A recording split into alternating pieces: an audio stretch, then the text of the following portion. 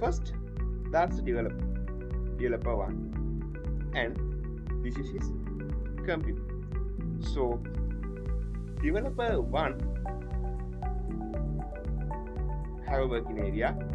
Think that this is VS Code editor. He start working on a project with VS Code editor. Then he need to collaborate with some other developer for this project. Then he need to do version controlling for his project. Then with Git he creates a local repository that is also in his personal computer. After that, he can commit the changes he made in his work area for this local repository. So before committing, there is an intermediate stage. We call it as staged area. First, from our working area, we add our changes to the stage area using git add command, and after that we can commit those changes to our local repository. So the advantage of having a staged area is like this. So before we commit our changes to the local repository, we can see the changes. So if we don't want to commit something, we can remove them from the staged area. Without adding them to staged area, we can only add the needed things for staged area and commit them. And also we have done some changes, so we have to commit them twice to the local repository. Then for the first part we can add to staged area and then commit them to local repository. After that, the staged area will come empty again. Then we can add the other part to staged area, then commit that. So committing in 2 times is important, because if we want to reverse the versions, then it's really important if we done commit 2 times if we want to roll back to those commits. So this is about the local repository. So all the things that I mentioned so far is related to Git. And now GitHub comes into the action. So this is GitHub. As I mentioned earlier, it is a cloud platform that stores the GitHub repositories. So in the GitHub, there is a GitHub account for developer 1. Then what developer do is, with his web browser, he go to GitHub and then he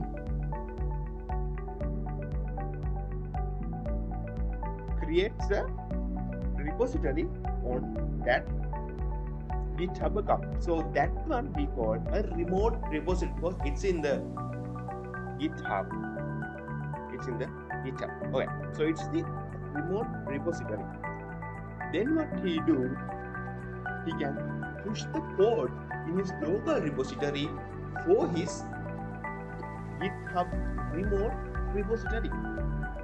Okay, so now his code is in the GitHub. Then another person comes into the play. This is developer 2, and he wishes to contribute to developer 1's code in GitHub. He also have a computer. He also have an account in GitHub. Then what he do is he fork. We call it fork. He fork the repository in his GitHub account and creates a duplicate of that project in his GitHub repository.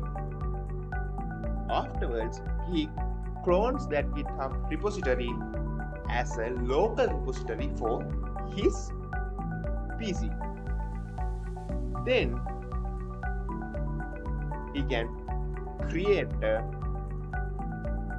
changes in his working area with the code editor, and as previously discussed, he also can commit changes to his local repository. So now the developer 2's local repository is somewhat different from the original repository. Then after he do changes and commit them to the local repository, he can push the code for his GitHub repository. right? Then what happens? He need to contribute to developer one's project. Then he can send a pull request for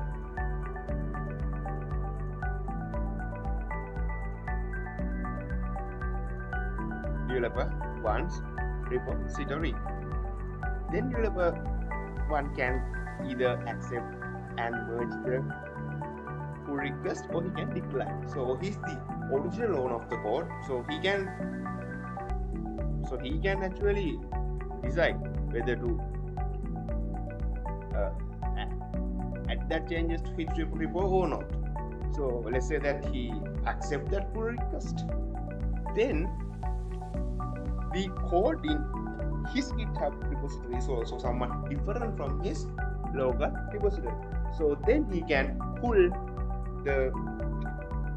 those changes that the developer 2 has done to his local repository, and he can sync his working area